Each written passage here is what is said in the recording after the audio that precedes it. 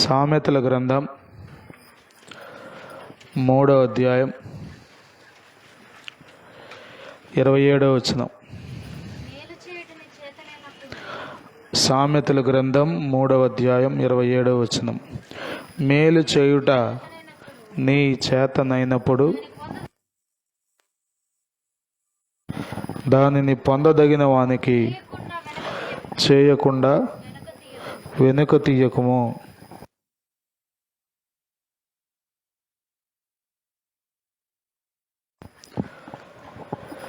మేలు చేయుట నీ చేతనైనప్పుడు పొందదగిన వానికి చెయ్యకుండా వెనుక తీయకుము. మేలు చేయుట అనండి ఒకసారి. ఈ దినాల్లో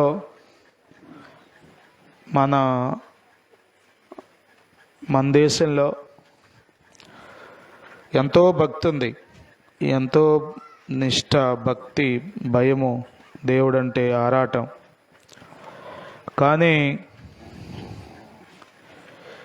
కానీ మేలు చేసే విధానంలోకి వచ్చేసరికి నేను అనుకుంటాను అన్ని విధానాల్లో వెనకబడిపోయారు మనుషులు. మేలు చేసే విషయంలో చర్చికి వెళ్ళి ఎంతో ప్రార్థన చేస్తారు, కానీ ఒక వ్యక్తికి మేలంటే మనకు పొందుకునేది మేలు కాదు, ఇతరులకు చేసేది. ఇతరులకు మేలు చేసే విషయంలో మనం చాలా ఎంత చేయగలమో అన్నాడు అక్కడ. నీ చేతనైనప్పుడు అంటే నీకు ఎంతవరకు చేయగలవో అంత మేలు అవసరతలో ఉన్నవాడికి చేయాలి అని. దేవునికి స్తోత్రం, హల్లెలూయా. మేలు చేయుట, మేలు చేసేవాడే దేవుని సంబంధి అని మనం వాక్యంలో చదువుతాం. ఏ భక్తి మార్గంలో ఉన్నప్పటికీ నీ తోటి వానికి మేలు చేసే అనుభవంలో నీవు ఉంటే నువ్వు రైట్ ట్రాక్లో ఉన్నావు. కొద్దిమంది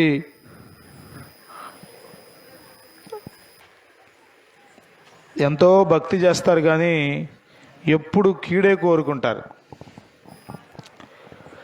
ఎదుటి వాళ్ళు కీడే కోరుకుంటారు. ఎప్పుడు గొడవలే, ఎప్పుడు కయ్యాలే, ఎప్పుడు పోట్లాటలే, ఎప్పుడు తగాదాలే. అదిగో ఇది మా దొడ్లోకి వచ్చింది, ఇది మీ ఇంట్లోకి వెళ్ళింది, అది ఎట్లా, అది ఇట్లా, ఇది ఇట్లా. మానవ జీవితం చాలా విలువైంది. కేవలం మన కోసమే మనం బ్రతికితే ఇంకా అర్థమేముంది చెప్పండి. ఉదాహరణకి బాయిలర్ కోడిని పెంచుతారు మన వాళ్ళు కోళ్ళ ఫారాల్లో. బాయిలర్ కోడి తన కోసం తాను పెరగదు, అది పెరిగేదే చెప్పండి మన కోసం. 45 రోజులు చాలా ఆరాటంగా టీకాలు వేసి అది చేసి ఇది చేసి ఇది చేసి అది చేసి జాగ్రత్తగా పెంచే దాని మీద ప్రేమతోన తొందరగా లైన్లోకి వస్తే, అందుట్లోనే మంచి రేట్లో ఉన్నప్పుడు లైన్లోకి వస్తే, ఇది బైబిల్ చెప్తుంది ఎవడనూ తన కోసమే బ్రతకడు. అసలు ఒకవేళ తన కోసమే బ్రతికితే ఆ బ్రతుకు పెద్ద అర్థమేమి లేదు.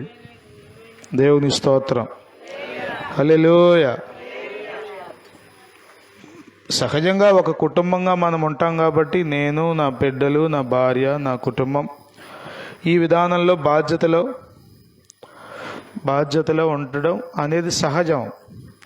కానీ ఇతరులకు మేలు చేయకుండా, ఇతరులకు ఎప్పుడు నష్టం చేస్తూ ఆ నష్టంలో కూడా లాభం నేను నా బిడ్డలే తినేయాలని అనేటువంటి కుటిలమైన ఆలోచనలు ఈ దినాల్లో ఎక్కువ పెరిగిపోయినాయి. ఎక్కడ చూసినవే.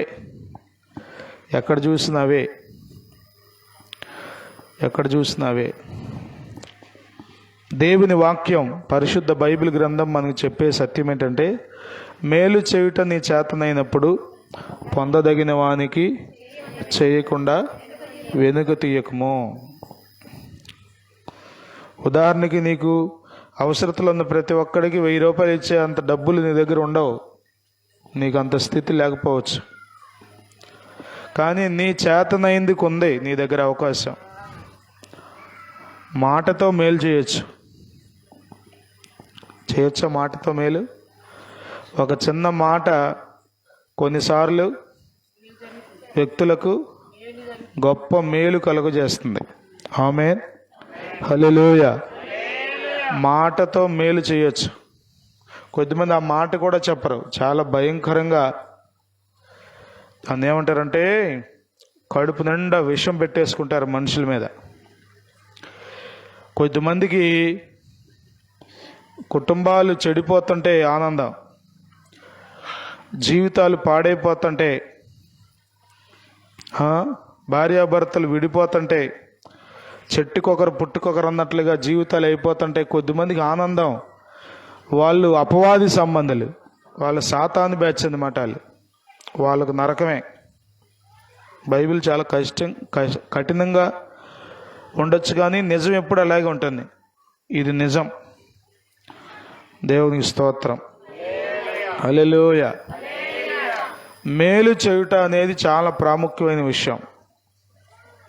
బోధంతా ఎందుకోసం అంటే, నీవు సన్మార్గంలో నడవాలి, అవకాశం ఉన్నంత వరకు ఇతరులకు మేలే చేయాలి. స్తోత్రం, హల్లెలూయా, హల్లెలూయా. మేలు చేయడం చాలా ప్రాముఖ్యమైన లక్షణం. ఎందుకు మనం మేలే చేయాలి అంటే, మనలను పుట్టించిన దేవుడు మేలు చేసే దేవుడు. ఆమేన్, హల్లెలూయా. ఆయన కీడు చేసేవాడు కాదు. ఆయనకి ఏం తెలుసు అంటే మేలు చేయడమే తెలుసు. ఆయన మేలు చేసే దేవుడు. ప్రభు అయిన యేసుక్రీస్తు సర్వ సృష్టికర్త అయిన దేవుడు, రక్షకుడైన ప్రభువు, ఆయన మేలు చేసే దేవుడు. ఆమేన్, హల్లెలూయా, హల్లెలూయా, హల్లెలూయా. ఆయన మేలు చేసే దేవుడు కాబట్టి మనము దేవుని సంబంధులము అంటానికి గుర్తుంటే తెలుసా? చెప్పండి. మనము కూడా మేలే చేస్తాం. ఆమేన్, హల్లెలూయా. మేలు చేయక నీవు ఉండలేవయ్యా, ఆరాధించక నేను ఉండలేనయ్యా. మేలు చేయక నీవు ఉండలేవయ్యా, ఆరాధించక నేను ఉండలేనయ్యా. యేసయ్యా, యేసయ్యా, యేసయ్యా, యేసయ్యా, యేసయ్యా, యేసయ్యా, యేసయ్యా, యేసయ్యా. ఆరాధించే వేళలందు నీరు హస్తములు చాకాయి నన్ను, పశ్చాత్తాపం కలిగే నాలో, నేను పాపినని గ్రహించగానే. ఆరాధించే వేళలందు నీ హస్తములు తాకాయి నన్ను, పశ్చాత్తాపం కలిగే నాలో, నేను పాపినని గ్రహించగానే.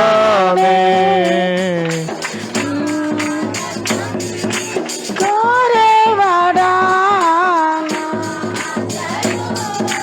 తీర్చేవాడా నానందం, కోరేవాడా. హల్లెలూయా. ఆ వచనంలో కాదు అది. రైట్, దేవుని స్తోత్రం. కాబట్టి మేలు చేసే దేవుడు ఆయన. కాబట్టి మనం కూడా ఏం చేయాలి? మేలే చేయాలి.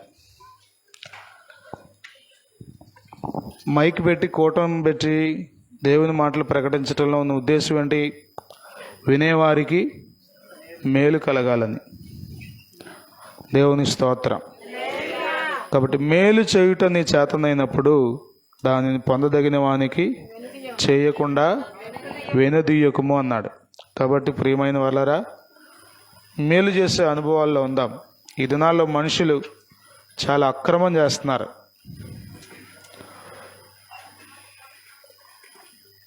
కొద్దిమంది ఎక్కడో నేను చూశాను, తెలంగాణలోనే ఎక్కడో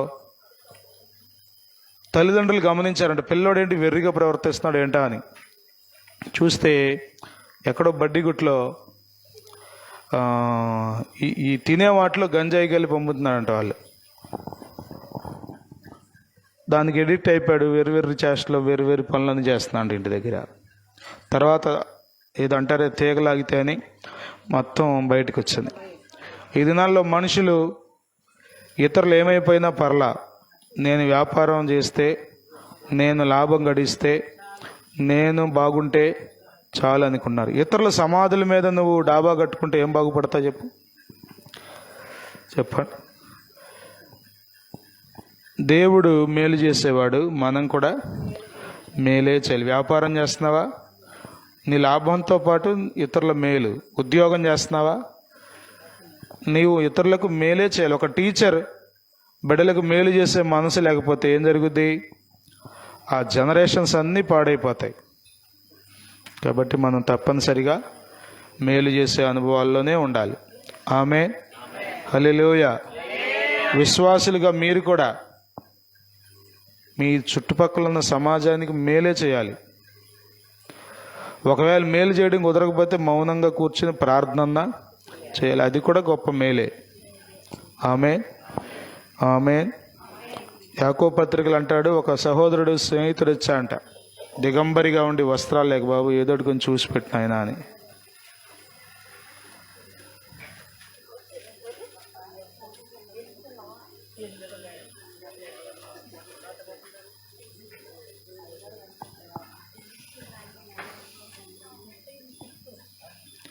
రైట్.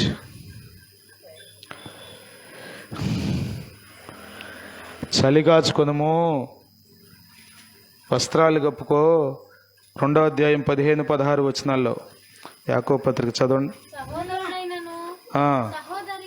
సహోదరుడైనను సహోదరి అయినను దిగంబరులై ఆనాటికి భోజనము లేక ఉన్నప్పుడు మీలో ఎవడైనను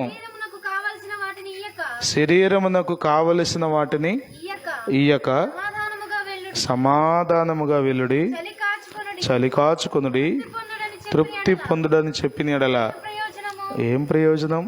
చూసారా, కొద్దిమంది మాటలు తేనె ఒలిగిపోద్ది అంతే. సమాధానముగా వెళ్ళండి బ్రదర్, ప్రైజ్ లార్డ్, జాగ్రత్తగా వెళ్ళరండి, జాగ్రత్తగా వెళ్ళాక ఫోన్ చేయండి. వచ్చిన ఏ అవసరతలో ఉండొచ్చాడు, ఎంత బాధలో ఉండొచ్చాడు, ఆహారం లేకుండా వచ్చాడు, వస్త్రాలు లేకుండా వచ్చాడు. మేలు చేయడం తెలీదా? మేలు చేసేవారే దేవుని సంబంధాలు. ఆమేన్. మనం మేలు చేసే అనుభవాల్లో ఉందాం. కీడు మన మార్గాల్లో లేకుండా చూసుకుందాం. కీడు మన తలంపుల్లో. మేకప్ భక్తుడు అంటాడు 2వ అధ్యాయంలో, మోసపు క్రియలు ఆలోచించే వాళ్ళు ఉన్నారు. మంచం మీద పడుకొని ఏం చేద్దామా, ఎట్లా నాశనం చేద్దామా, ఎట్లా వీడిని ఇరికి చేయాలి, ఎట్లా వీడిని నాశనం చేయాలి. దైవికమైన విధానం కాదు అది. దేవుడు నచ్చే విధానం కాదు. దేవుడు సంతోషించే విధానం కాదు. మనం మేలే చేయాలి, మేలే చేయాలి. ఆమేన్. అట్టి కృప పరిశుద్ధాత్ముడు మనకు దయచేయాలి.